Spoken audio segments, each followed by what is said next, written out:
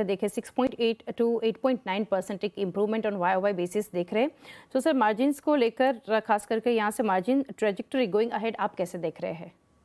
तो thank you चांदनी जी, आपने हमें शो पे बुलाया। सो यहाँ से मार्जिन आगे बढ़ेंगे। मार्जिन ओवरऑल जो मुझे एडजस्टेड एबिटा के मार्जिन है वो 10 से 11% के बीच में रहने चाहिए इस साल के लिए, और अगले साल और उसके अगले साल हम थोड़ी थोड़ी बढ़ोतरी देखेंगे, और 2028 2029 के आसपास हम 15 से 16% ऑफ एडजस्टेड एबिटा मार्जिन पे हम पहुंच पाएंगे। जी। और सर टोटल ऑर्डर बुक के ऊपर अभी जानना चाहेंगे, अभी करंटली कितने हैं सर? हम ऑर्डर बुक को फॉलो नहीं करते हैं क्योंकि हमारे कॉन्ट्रैक्चुअल एग्रीमेंट्स होते हैं, and it is basically employ spends के ऊपर और चैनल स्पेंड्स के ऊपर डिपेंड करता है। ऑर्डर बुक हम नहीं देखते हैं, बट आप मतलब just to give a guidance, हमने जो 45 से 55% के बीच में ग्रोथ की गाइडेंस दी है, उस हिसाब से हमने पिछले साल 775 करोड़ किया था, और इस साल हमें उम्मीद है कि 1150 से 1200 करोड़ के बीच में हम कर पाएंगे, which will be a growth of 55 to about 50 to 55%. Really sir. और सर साथ ही कौन से ऐसे प्रोडक्ट्स रहेंगे that company is planning to enter into?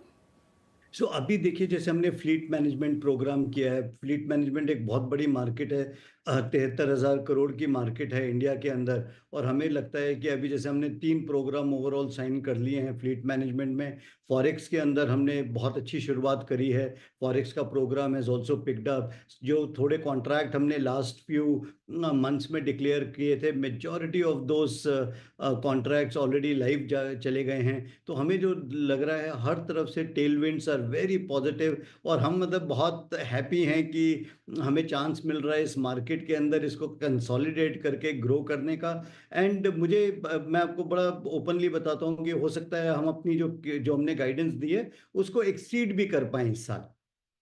Great sir. And full time पे भी आई एम श्योर हम लोग फिर से डिस्कशन करेंगे। इट्स अ ग्रेट कॉन्फिडेंस आप जो मैनेजमेंट यहाँ से दिखा रहा है।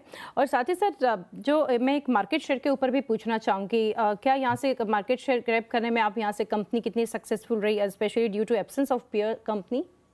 कि अब देखिए कि मतलब हमने जो जब हम आईपीओ ईयर में गए थे तब 550 करोड़ का हमारा रेवेन्यू था। उसके बाद हम 775 करोड़ पे आए लास्ट ईयर, और इस साल हम 1200 करोड़ बोल रहे हैं। तो अगर आप लास्ट 2 साल का देखेंगे तो हमने कोई मतलब 150% के आसपास की ग्रोथ अचीव करी है, अगर आप 550 से 1200 करोड़ देखें। और हमें लगता है आने वाले टाइमों में अप टू 5000 7000 करोड़ रुपए तक का रेवेन्यू ग्रो करने में हमें कोई बहुत ज़्यादा तकलीफ नहीं आएगी, बिकॉज मार्केट बहुत अच्छी है।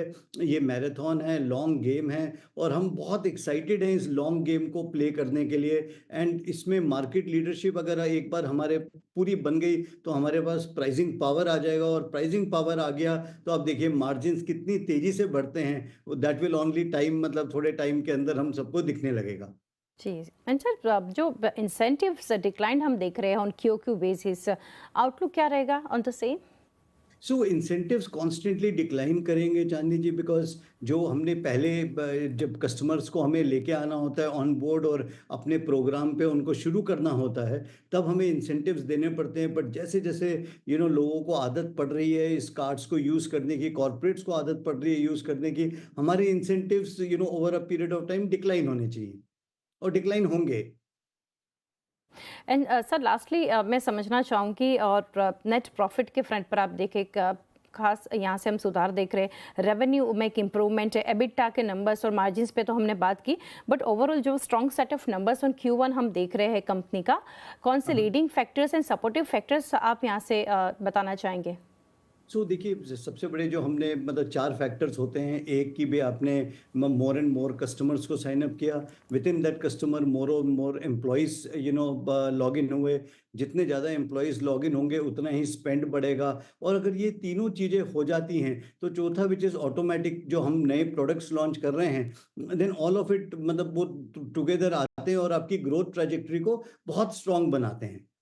तो यही 4 फैक्टर्स हैं जिसकी वजह से हमें लग रहा है कि मतलब बहुत अच्छा टेलविंड है। टू बी वेरी ऑनेस्ट, मतलब हमें लगता है कि थोड़े और हम स्ट्रांगली चले जाएं तो मे बी हम और ज़्यादा रेवेन्यू और प्रॉफिट्स अचीव कर सकते हैं। But we want to give steady, जिसे क्या कहते हैं, रॉक स्टेडी ग्रोथ पैटर्न हम दिखाना चाहते हैं। एंड बहुत स्टेबिलिटी के साथ, बहुत प्रिडिक्टेबिलिटी के साथ is how we want to grow. And ये प्रिडिक्टेबिलिटी जो हम दिखा पा रहे हैं, यही एक आने वाले मार्केट के आने वाले टाइम में मार्केट देखेगी और उसको मेरे मेरे हिसाब से पसंद करना चाहिए कि भाई it's a growth story which is very very predictable in nature. जी राज सर, काफ़ी डिटेल्स आपने शेयर किए। रेंट्स आर प्रिविलेज, क्योंकि आपने अभी जो कॉन्फिडेंस दिखाया, हम देख रहे जब हमने शुरुआत की 331 पे काउंटर देख रहे थे और अभी ऑलमोस्ट डेज हाई की और रिकवरी की और काउंटर आज हम देख रहे हैं। ये तो जस्ट एक शेयर मार्केट का रिएक्शन है, बट सर थैंक यू हमारे साथ जुड़ के आपने काफ़ी डिटेल्स शेयर की and best wishes for coming quarters. Thank you again Raj sir. Thank you, धन्यवाद।